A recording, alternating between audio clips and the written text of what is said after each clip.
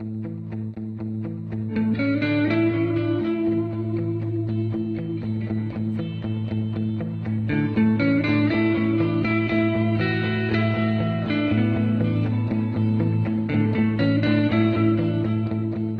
the tube, trainee driver Terence handles a train for the first time. Okay, that's where the braking starts. Here's your coast. Okay. And 60-year-old Keith does it for the last. Hit me one more time. Lovely, innit? With over 500 trains running every day, London Underground need a lot of drivers. In fact, they have over 3,000 of them, and every week another one begins on the network.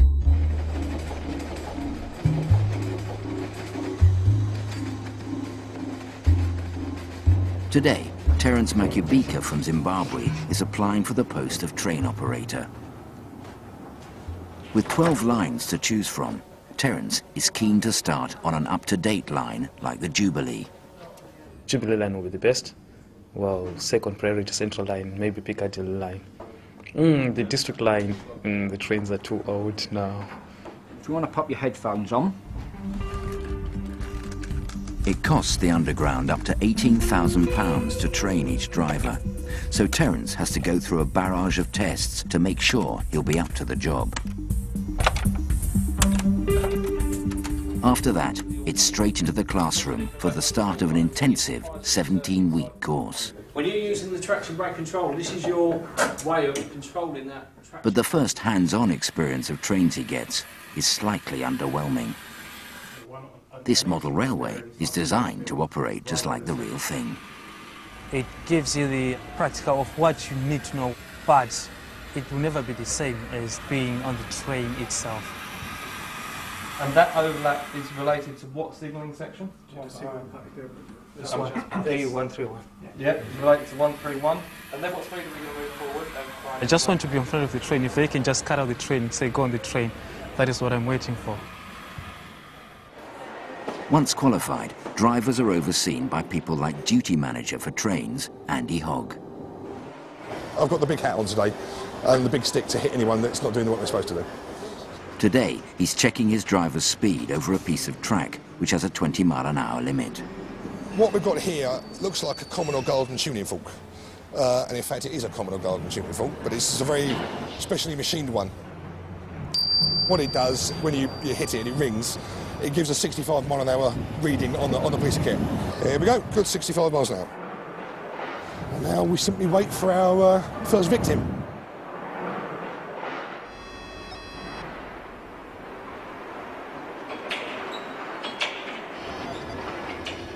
There we go, 19 miles an hour. In a 20 zone, so I think that's quite acceptable. Yeah, I was a driver on a District and the Northern Line before that. And no, I didn't get caught speeding because I never had this equipment. There's a certain amount of leeway. You've got a 10% buffer zone, if you like. Over that, it really depends on the level of speed that the driver's doing above the speed limit. Ranging from anything from just a little word in their ear, watch your speed, through to formal disciplinary action if a driver is speeding excessively.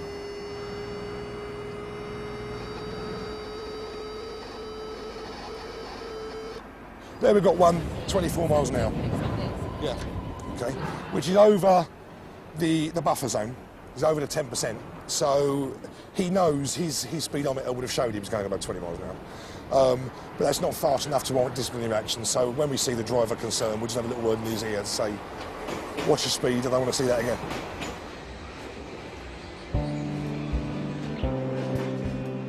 As a driver, experience counts. And there's no more experienced driver on the Metropolitan line than 60-year-old Keith Tibbles, who began on the Underground aged 15. My father said to me, you ever come on London Underground, I'll kick your backside. I said, you better kick your backside, I'm starting tomorrow. His father worked for 24 years on the Underground, and Keith started as a boy porter at Amersham. I remember my first day. Steam train came into Amersham. The driver said, there's something bouncing underneath, he says. And we got down and had a look, it was somebody's head. So I broke in gently. The world's first underground railway, and originally steam, the Metropolitan line was only electrified past Rickmansworth in 1961. When you're a kid, you get that smell of steam in your lungs, you know, and it never leaves you. It never leaves you, and you smell a steam train, and oh, lovely.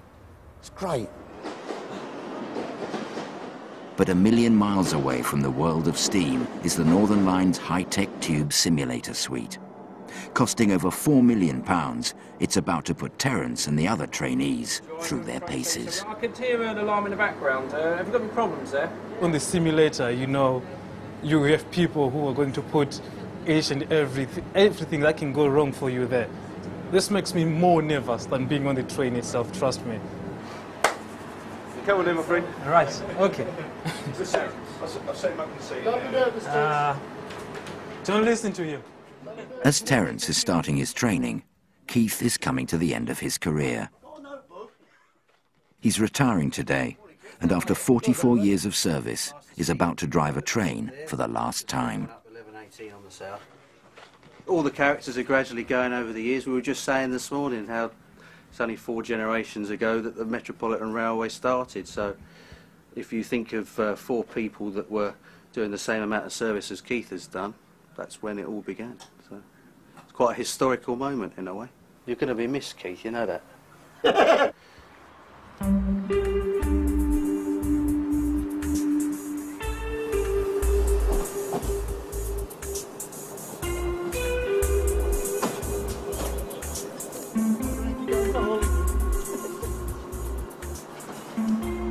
Your last trip? Yes, sir. Okay. Enjoy yourself. See you. See you. Hit me one more time. Lovely, isn't it? Stand clear of your doors, please, ladies and gentlemen. This train is now ready to depart. Stand clear of your doors. It really seems as if I'm driving a real train. You know, saying the things on the simulator and the sounds, they're just original. I've got an MCB tripped. Something just happened on my train. Oh my God. I've got a defect. If this happens in the real world when I'm driving the train, this would be just too much for one shift.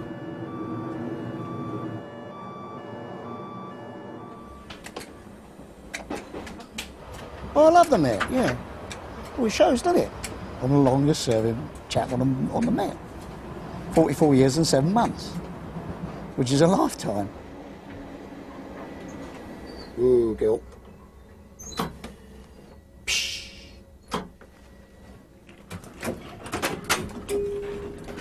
Fast Baker Street train, calling Harrow on the Hill, Wembley Park, Finchley Road and Baker Street only. Stand clear of the doors, please. Well, a bit sad in some ways because it's an era, isn't it? Dinosaur, anyway. You've got to go with modern times, but I can't. I can't move on. But when something comes along new, we don't like it. But I still reckon the old way's the best. Can't remember what the speed limit is, so I might be going over the speed limit. Oh, he's going a bit fast now, though. No, it's... So I'm checking on my monitors to see if everything is clear when I'm approaching the platform. No, there we go. Oh! I'm going too fast, I'm going too fast. I've overrun the platform. Drugs and alcohol, people, on standby. Yeah, controller, I am at Woodside Park Station at the moment. I've overrun the platform with half car's length. Right, okay, if you can remain there, I'll get the station supervisor down to check the situation out. One of the naughtiest things to do to overrun the station, I have to make a PA to my customers. I don't know what I will say to them, because I know they're not very happy. Ladies and gentlemen, I do apologize about the situation. I have not been able to stop at the previous station due to a station overrun. Once again, I do apologize. Thank you very much. This is not a very good situation, because I know customers are not happy now. What can you do then? There's nothing much I can do, just to continue. As long as I don't get out of my cab, I'll be safe. Because if I go back in there, then I'm done. I had £1 for every time I'd run up and down here, I'd be a millionaire. I wouldn't need the lottery.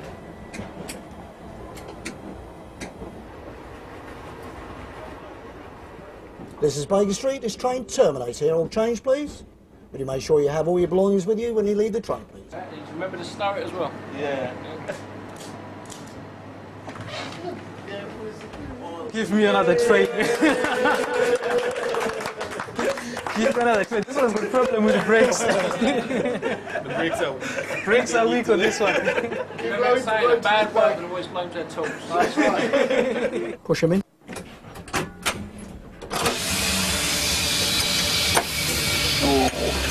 Oh, me aching back.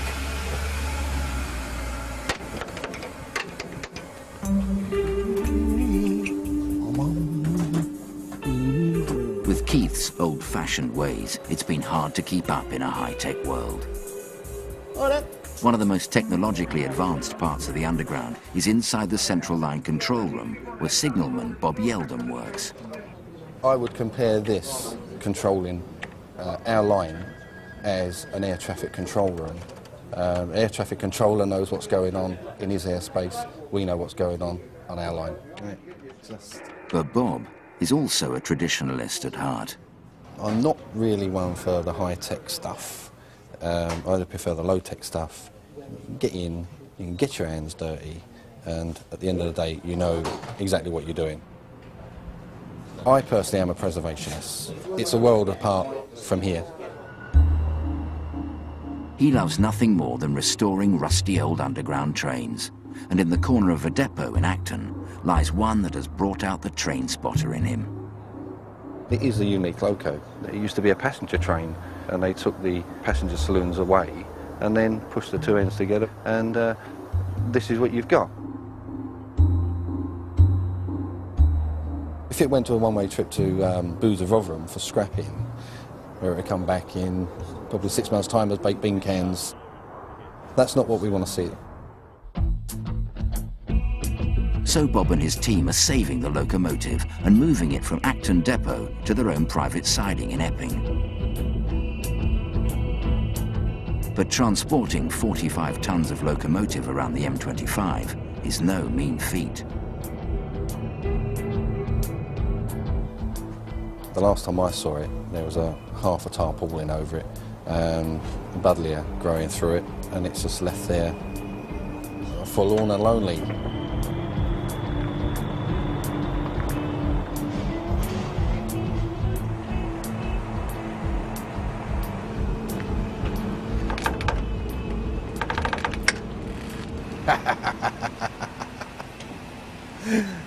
Got it.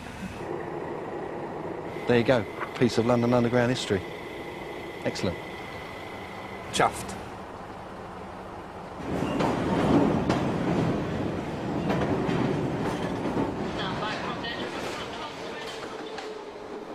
Trainee train driver Terence is about to take his first exam to find out if he'll finally be able to get into the front seat of a Northern Line train.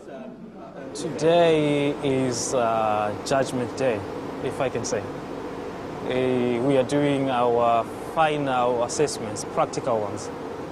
So it is not an easy day today. If he doesn't pass, it could be a 6-month wait to retake the test. So he can't afford to fail.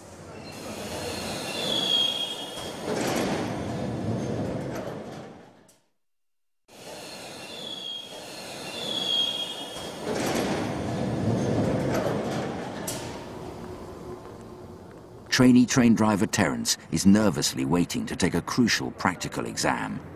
Passing it will ensure he can start driving in a real Northern Line train. I think I need a drink. You mean coffee? Yeah, I mean coffee. Yeah.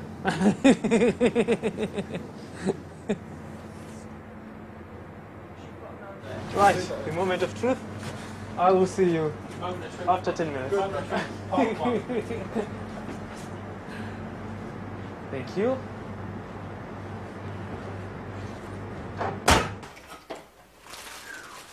All Keith has to worry about is clearing out his locker. Look down over this, sir. Time tables, 90, what's that?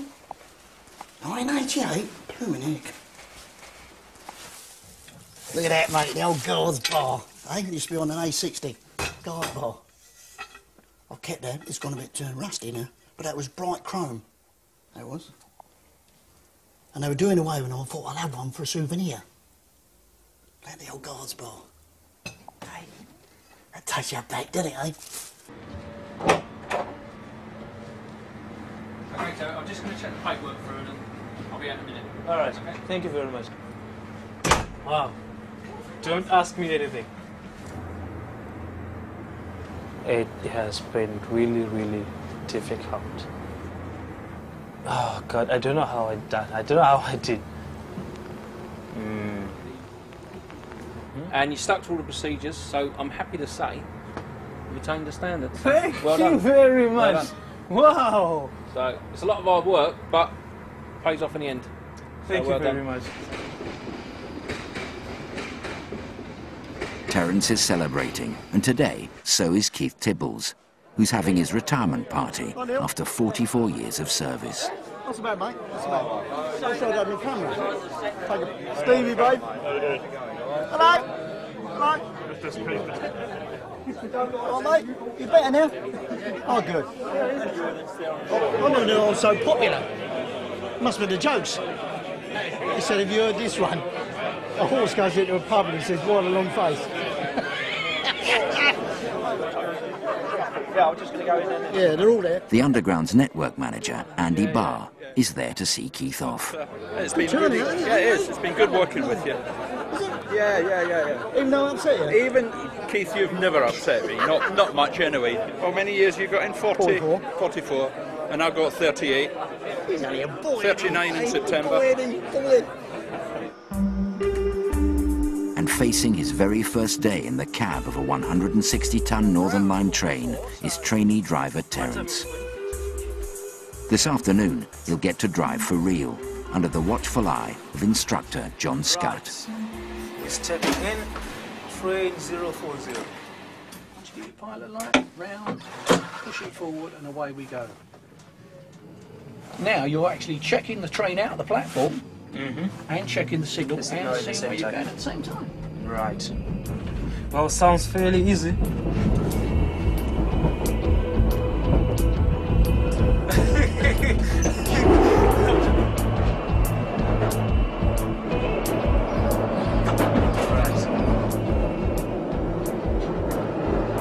I guarantee you, once you sit in this seat, you won't want to get out.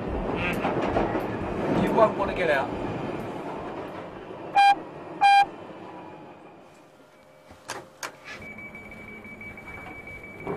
Away you go. But you're always going to have someone run up exactly like that. You're always going to leave somebody behind. It's a way of life, I'm afraid.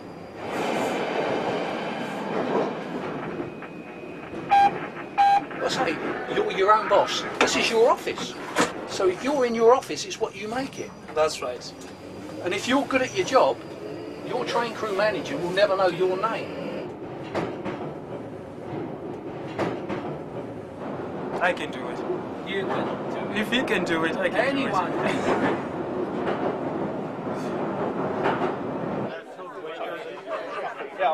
I reckon that Keith has driven about 1.25 million miles, okay, or about 2 million kilometres on a Met train. The rest days. Right? Right? And if you think about that in context, that means that if we could do it, he's probably driven a Met train around the equator 50 times.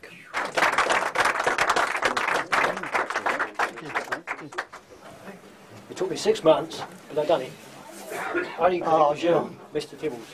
It's in the box. I actually counted the matchsticks. It was 3,502. Wow.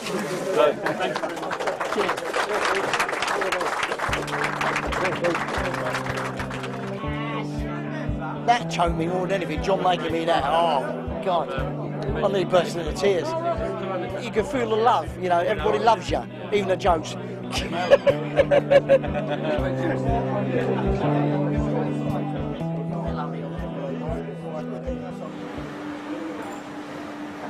Well, that's it. I'm going for a cup of tea. Right. It's your seat. It's all yours. Go on, sit in that seat. Let's have a feel. Right. So check your signal's green. Signal is green. No passengers getting off. Leave that alone for a minute. Right. Shut your doors. How do you shut your doors? Press the close button. Close the doors. Close the doors. Wait for your door visual. Hand on the controller. Twist and push forward. As far as it will go. You can't break it. Push it forward. All right. You can't break it. I told you, you can't break these things. Yeah. And that's it. Just keep going. That's fine. That's it. But keep an eye on your speed. Which is going 30, a little bit. 35, yeah? Yeah. You're going uphill. Now you're still motoring. Yeah? Okay, that's where the braking starts. There's your coast. Okay. There's your brakes. I Feel see. your brakes? Yeah. Yeah. See how you can hear and feel them applying. Now you can feel them applying. Yes. So braking. now you break it down a bit. Okay. Not too much. All right. Because you're looking for the stopping mark on the end of the wall there, on the left-hand side. That's it. You're on the Stop stopping mark. there. So bring it back. Wow. Let it go. Let it go. Now, other side. Ah, that's on the other side. Where? Right, that's it. Ah. Yeah. So now you're looking the passengers on and off. On and Make off. sure they stop doing it. Yeah. Check your signal. Signal is green, Green. as I can see. Shut So your I'm doors. ready to go now. Ah, man. I thought it was going to be difficult. No, it's not. I'm having a time of my life. Because it is the moment that I've been waiting for, you know. Though I'm not driving full time, it's an experience. It is an experience, trust me. That's just been my dream for the past, I don't know, past 1 year to 2 years. And now I've done it. So hopefully it's going to be the same for the next 20 years or so. Or for the rest of my life, you never know.